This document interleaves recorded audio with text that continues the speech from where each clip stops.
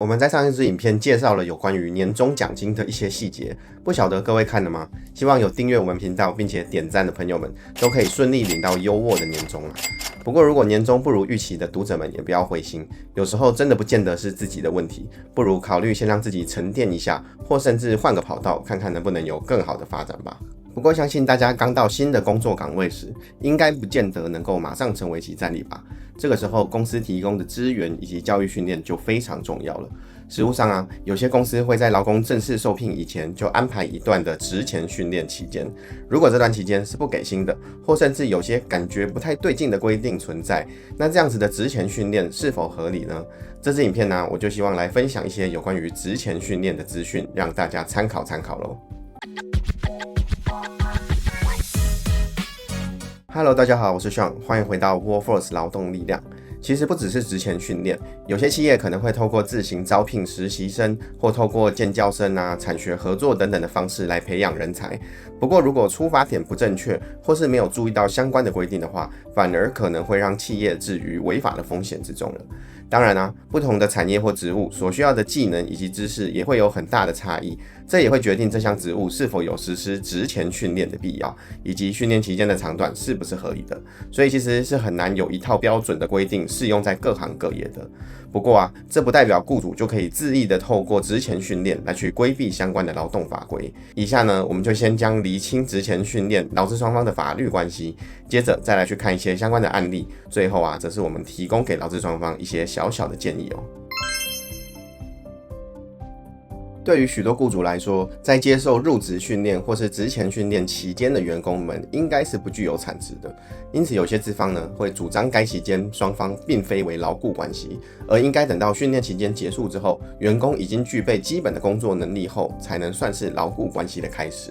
当然如果在训练期间之内有给予新进员工经济上的支持、劳健保的保障以及训练结束之后的承诺，我想可能还是有不少的劳工会愿意接受这样子的安排的。然而更多的情况可能是雇主在职前训练期间不愿意承认新进员工是劳工的身份，也不愿意给予法定的最低工资、投保劳健保等社会保险。那这个就是我们想要来讨论的潜在争议类型了。实务上除非真的是很特别或是具有高度专业的工作，否则一般类型的职务在到职之后的教育训练期间，或者是雇主自己主张的职前训练期间内，其实新进劳工应该会是在学习工作技能以及提供劳务之间交错进行的。有时候甚至也不算是学习技能它只是需要一点的时间来融入公司，了解业务运行的模式而已。如果因为这样子就不算是劳工身份的话，恐怕对于劳工来说也不太公平的。总而言之，如果公司所进行的职前训练本质上是入职之后的教育训练，而劳工又不是单纯的受训学习，而是一边提供部分劳务，一边熟悉业务运作方式的话，雇主恐怕就很难主张这段训练期间不是劳工身份，包含薪资、工时或休假等等的劳动条件就仍然应该要依法办理才行了。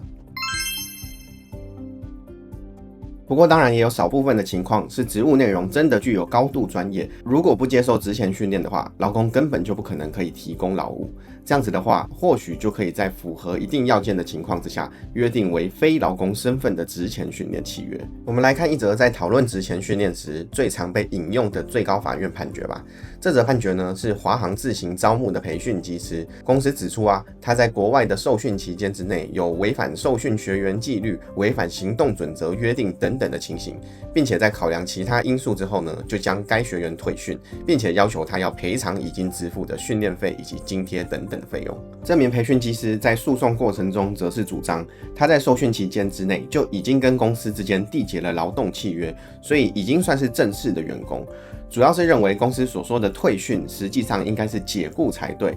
可是解雇其实是有相关的法令规定的。依照劳基法第12条的规定，公司要合法开除员工的话，必须要在知悉情形的30天之内进行。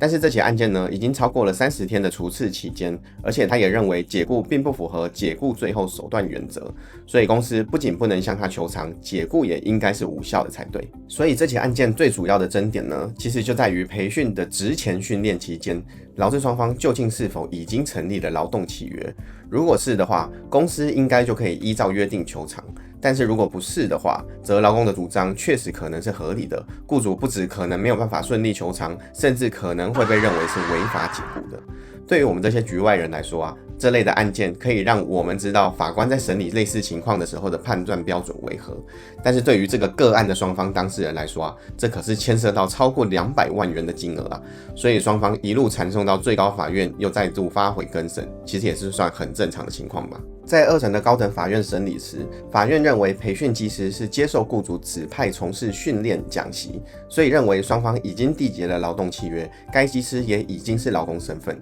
认为劳工的主张是比较合理的，进而驳回了资方的诉求。然而啊，案件到了最高法院就再次翻盘了。我们直接来看法院是怎么样判断职前训练的性质吧。在判决中有提到啊，劳基法所规定的劳动契约是劳方在从属于资方的关系之下，提供劳动力再由资方给付报酬的契约。也就是说，受雇人在劳动契约有效期限之内，有为雇主提供劳务的义务。假设他所提供的劳务性质呢，必须先经过特殊训练及格之后才可以提供，而雇主呢，为了让劳工在之后可以有效的提供劳务，而安排了相关的职前训练的话，在这段训练期间之内，员工就没有可以提供劳务的可能性存在。所以除非契约有特别的约定，不然我们很难说在职前训练期间之内呢，双方就已经缔结了劳动契约的关系。最后呢，最高法院就基于前面所提到的理由，将案件发回高等法院更审。高等法院也就依照最高法院的见解，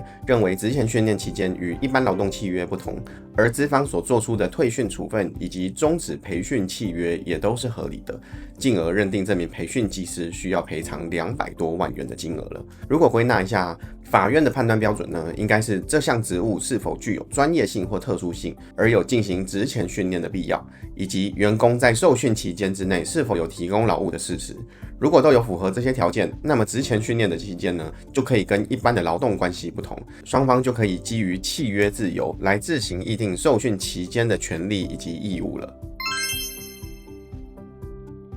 依照我们前面所提到的内容，假设资方是在符合条件的情况之下排定了职前训练，按理来说也会先付出了一部分的培训成本，才可能养成出可为其提供劳务的员工。但是如果员工在结训之后说走就走，恐怕又要重新招募，再多花训练成本，这应该就不是很多雇主们乐见的情况了。因此啊，有些公司为了避免员工结束教育训练之后又再离职，就会要求员工需要服务满足一定的年资才可以离开，这其实就是我们一般所说的最低服务年限的约定了。但以下我还是用口语一点的绑约条款来称呼好了。依照劳基法第15条之一规定，有明确规范雇主可以合法跟员工约定绑约条款的条件，也就是需要付出费用为劳工进行专业的技术培训，或者是为了限制劳工离职自由呢而提供了合理的补偿，需要达到其中一种的条件才可以。此外啊，法令也特别规定，劳资双方进行约定时，也要考量一些事项，像是培训期间的成本、人力替补的可能性、雇主如果有提供补偿的额度以及范围等等的条件。坦白说，最低服务年限也是常见的争议类型之一，有些细节我们就以后有机会的话，再另外制作一支影片跟大家分享吧。这边就先提供一些基本的法规与概念，希望让各位知道，雇主要与劳工约定绑约条款，并没有想象中的那么容易。再小小补充一下，也听过有些雇主觉得约定前面所说的这些文字都太麻烦了，不如干脆就直接要员工拿一笔钱出来当做保证金，或甚至签署本票当做抵押就好，员工自然就不敢任意离职了吧。这其实是很明显会违反就业服务法第5条第2项第3款规定的行为。法令明定呢，雇主在招募或是雇用员工的时候，不可以扣留求职人或是员工的财物，或是收取保证金。违反的话，最重可能会面临到30万元的罚款啊。其实很多争议的缘由啊，可能都在于部分的雇主会透过假训练真雇佣的方式来去规避掉部分的劳动成本，所以双方的资讯越不透明，约定的内容越不合理，也就更容易会衍生相关的劳资争议。对于资方来说，如果想要降低争议发生的几率，除了要注意职务内容是否真的具有专业性或特殊性，在求职者进行面试或开始受训之前呢，也务必要清楚的让劳工知道训练期间、地点、提供的补贴以及考核的方式，并且要能够清楚地区分受训期间以及正式提供劳务的不同。对劳方来说啊，就能有充分的资讯来去选择是否要接受这样子的模式了。此外啊，更重要的是要事先说清楚训练期间的退场模式。毕竟，如果资方付了训练成本，但是劳方又因故没有办法完成训练时，就会衍生出训练期间费用的赔偿问题。因此，赔偿费用如何计算与分摊、退训理由的规则性以及举证责任等等的细节，